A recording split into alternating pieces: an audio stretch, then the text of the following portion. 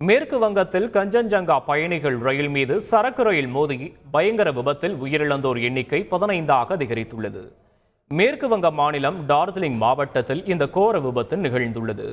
New Jalpaiguri பகுதியிலிருந்து சியால்டா பகுதியை நோக்கி கஞ்சன்ஜங்கா விரைவு ரயில் சென்று கொண்டிருந்தது. ரங்காபாணி ரயில் நிலையம் அருகே நின்று கொண்டிருந்த போது கஞ்சன்ஜங்கா ரயில் மீது பின்னால் வந்த சரக்கு ரயில் பயங்கர சத்தத்துடன் மோதியது. இதில் விரைவு ரயிலின் கடைசி 3 பெட்டிகள் தடம் புரண்டன. இந்த கோர விபத்தில் உயிரிழந்தோர் எண்ணிக்கை 15ஆக அதிகரித்துள்ளது. 60க்கும் மேற்பட்டோர் படுகாயமடைந்தனர்.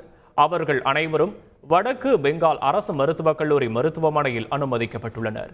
சிக்னலை கவனிக்காமல் சரக்கு ரயில் இயக்கப்பட்டதே விபத்திற்கு காரணம் என்று ரயில்வே அதிகாரிகள் தெரிவித்துள்ளனர்.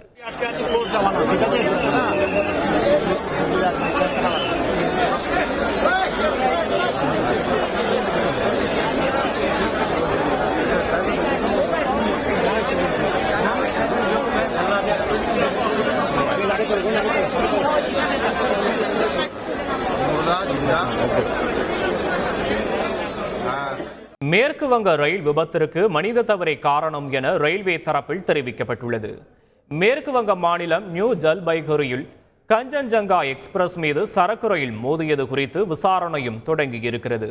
முதல் கட்ட விசாரணையில் சரக்கு ரயில் ஓட்டுநர் சிக்னல் கிடைக்காத போதும் ரயிலை தொடர்ந்து இயக்கியிருக்கிறார். அவர் சிக்னலை புறக்கணித்ததால் விபத்து நேரிட்டுள்ளது என ரயில்வே வாரிய தலைமை செயல் அதிகாரி ஜெயவர்மா சின்ஹா தெரிவித்துள்ளார்.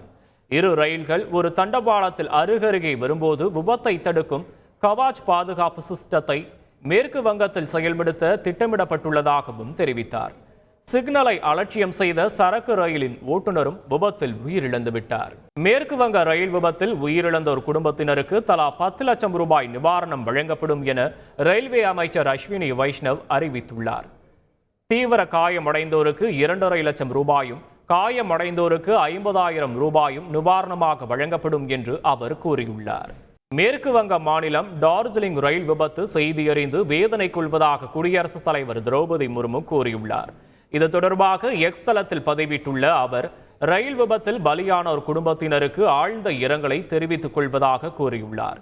படுகாயமடைந்த பயணிகள் விரைவில் குணமடைய வேண்டும் என்று இறைவனை பிரார்த்திப்பதாக கூறியுள்ளார்.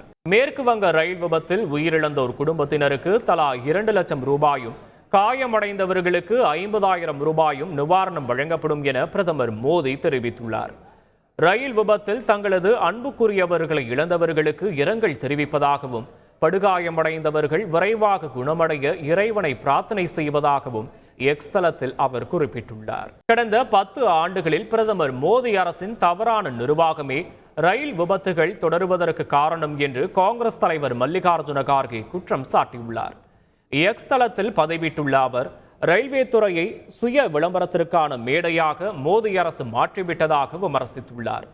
ரயில் விபத்தால் பாதிக்கப்பட்டுள்ளவர்களுக்கு முழுமையான நிவாரணத்தை உடனே வழங்க வேண்டும் என்றும் அவர் வலியுறுத்தியுள்ளார்.